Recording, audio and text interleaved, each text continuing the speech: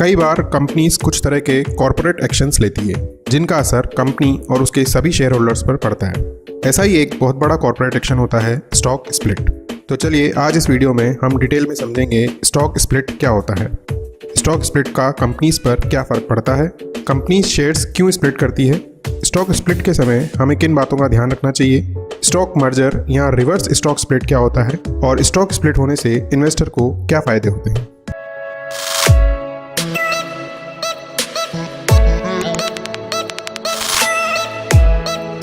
Hello friends, स्वागत है आपका हमारे चैनल ट्रिक्स गुरु में, जिसमें हम आपको share market, useful apps, softwares और ऑफिस प्रोडक्टिविटी स्किल्स को इम्प्रूव करने के बारे में बताते हैं। तो चलिए बिना देर किए डिटेल में स्प्लिट शेयर को समझते हैं। What is stock split? Split का हिंदी में मतलब विभाजन यानी डिवाइड या टुकड़े करना, कट इनटू पार्ट्स होता है। और इस तरह स्टॉक स्प्लिट का मतलब होता है स्टॉक का विभाजन यानी dividing the stock into parts. जब किसी कंपनी के शेयर की कीमत बहुत बढ़ जाती है यानी शेयर बहुत महंगा हो जाता है तो वह कंपनी शेयर को कई हिस्सों में तोड़कर शेयर की कीमत को कम करके शेयर को सस्ता बना देती है, जिसे स्टॉक स्प्लिट करना कहते हैं। स्टॉक स्प्लिट का प्रोसेस काफ़ी हद तक बोनस शेयर इशू करने की प्रोसेस से मिलता जुलता है। अगर आप बोनस शेयर के बारे में डिटेल में जानना चाहते हैं तो आप हमारे चैनल पर बोनस शेयर से रिलेटेड इस वीडियो को देख सकते हैं। स्टॉक स्प्लिट हमेशा एक फिक्स्ड रेशो में किया जाता है, जैसे 1:1 या 1:2 या 1:5। मान लीजिए एक कंपनी है जिसके एक शेयर की कीमत 1000 रुपये है और कंपनी अनाउंस करती है कि वह अपने शेयर को 2:1 में स्प्लिट करेगी। तो इसका मतलब जिस शेयर होल्डर के पास पहले कंपनी का 1000 रुपये का एक शेयर था, अब उसके पास 500 रुपये के 2 शेयर होंगे। जिस रेशो में स्टॉक स्प्लिट किया गया है, स्टॉक स्प्लिट करने से उसी रेशो में कंपनी के नंबर ऑफ शेयर्स बढ़ जाते हैं और शेयर की प्राइस और फेस वैल्यू कम हो जाती है। अब समझते हैं स्टॉक स्प्लिट का कंपनी पर क्या असर पड़ता है। स्टॉक स्प्लिट की अनाउंसमेंट करते वक्त कंपनी एक रेशो बताती है।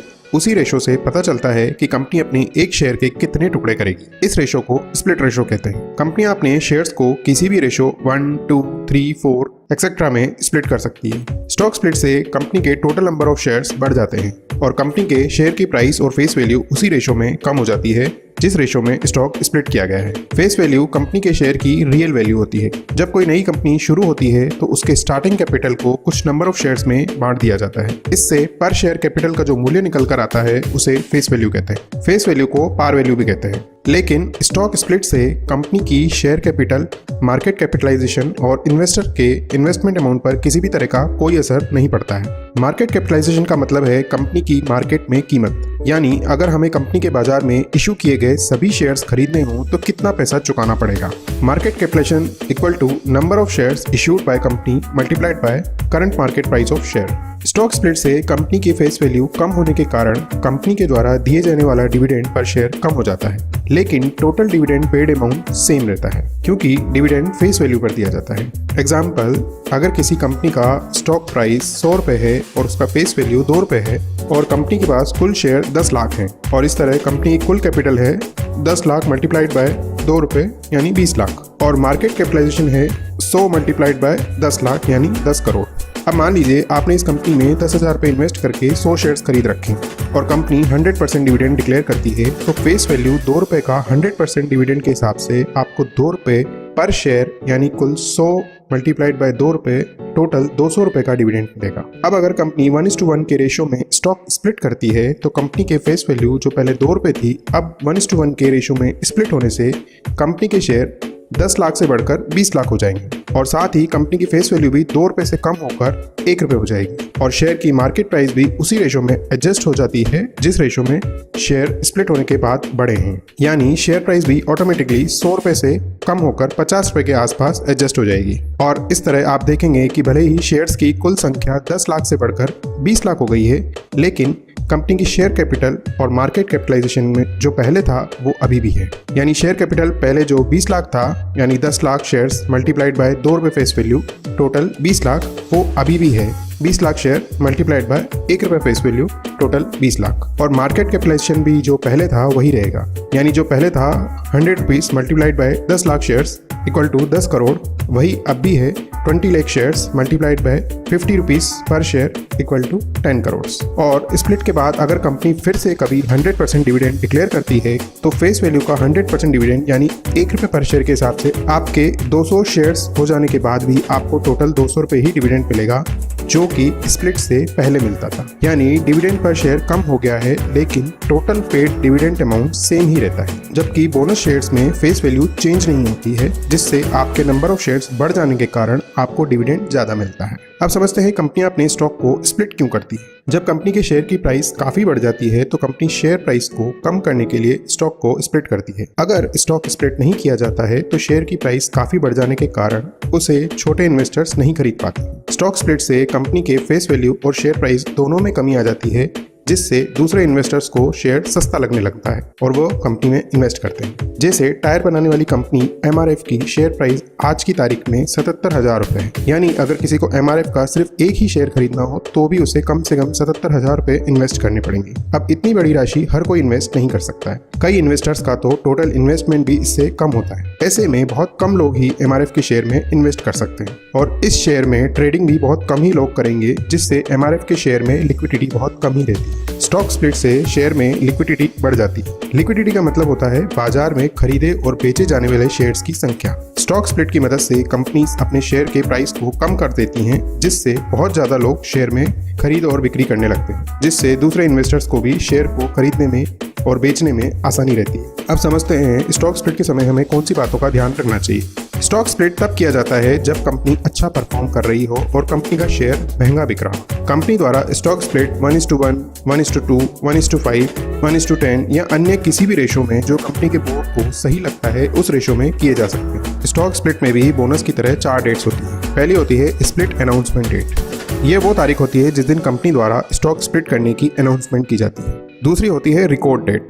हर कंपनी के शेयर होल्डर्स की एक रिकॉर्ड बुक होती है जिसमें सभी शेयर होल्डर्स के नाम स्टोर्ड होते हैं। ये वो डेट होती है जिस डेट पर कंपनी अपने रिकॉर्ड बुक्स में एलिजिबल शेयर होल्डर्स की लिस्ट बनाती है जिनको स्प्लिट शेयर दिया जाना है। यह हर दिन बदलती रहती है, इसीलिए रिकॉर्ड डेट के दिन जिन शेयर होल्डर्स का नाम रिकॉर्ड बुक में स्टोर्ड होगा वे शेयर होल्डर्स ही स्प्लिट शेयर्स पाने के लिए एलिजिबल होंगे। यानी अगर आपको स्प्लिट शेयर्स चाहिए तो इस तारीख को आपके डीमेट में उस कंपनी के शेयर्स होने चाहिए। तीसरी होती है ex split date. Ex split date generally record date के एक दिन पहले होती है। ये वो डेट है जो लास्ट डेट होती है। अगर आपको किसी कंपनी के स्प्लिट शेयर्स पाने हैं तो आपको इस एक्स डेट से पहले उस कंपनी के शेयर्स को खरीदना होगा। अगर आप एक्स डिविडेंड डेट को या उसके बाद शेयर खरीदते हैं तो आपको कोई स्प्लिट शेयर नहीं मिलेगा। ऐसे केस में जिसने आपको शेयर्स बेचे हैं उसको स्प्लिट शेयर्स मिलेंगे। चौथी होती है स्प्लिट शेयर क्रेडिट डेट।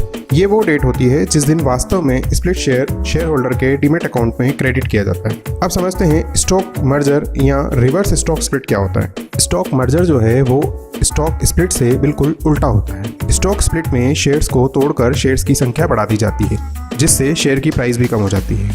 जबकि स्टॉक मर्जर में शेयर्स को जोड़कर उनकी संख्या कम कर दी जाती है, जिससे उस शेयर की कीमत बढ़ जाती है। बहुत सारी कंपनियां अपने शेयर प्राइस को बढ़ाने के लिए स्टॉक मर्जर का उपयोग करती हैं, लेकिन इस तरह से अपनी शेयर की कीमत को बढ़ाना मार्केट में अच्छा नहीं माना जाता है। अब समझते हैं स्टॉक स्प्लिट से इन्वेस्टर को क्या फायदा होता है। स्टॉक स्प्लिट से इन्वेस्टर्स को मेनली 2 फायदे होते हैं। पहला, स्टॉक स्प्लिट्स के बाद इन्वेस्टर के शेयर्स की संख्या बढ़ जाती है और शेयर्स के दाम घट जाते हैं, जिससे कि नए इन्वेस्टर्स कम प्राइस में कंपनी के शेयर्स में इन्वेस्ट कर सकते हैं। स्टॉक स्प्लिट का दूसरा फायदा यह है कि इससे लिक्विडिटी भी बढ़ जाती है, जिसका फायदा यह होता है कि अब आप अपने कंपनी के शेयर्स आसानी से बेच सकते हैं और आपको खरीदार ढूंढने या शेयर्स को बेचने में दिक्कत नहीं आती। और लिक्विडिटी बढ़ने से स्टॉक मार्केट में कंपनी के शेयर्स का वॉल्यूम भी बढ़ता है और अगर डिमांड सप्लाई के साथ कंपनी की ग्रोथ भी अच्छी है तो पहले के मुकाबले अब आपके पास ज़्यादा शेयर्स होते हैं और उनके दाम बढ़ने की दर स्टॉक स्प्लिट्स के पहले के मुकाबले अच्छी होती है। वॉल्यूम शेयर्स के लेन देन को कहा जाता है। अगर कोई एक बार शेयर खरीदता और बेचता है तो उसे 2 वॉल्यूम कहते हैं, एक बेचने और दूसरा खरीदने के लिए। अगर एक दिन में कंपनी के शेयर्स का वॉल्यूम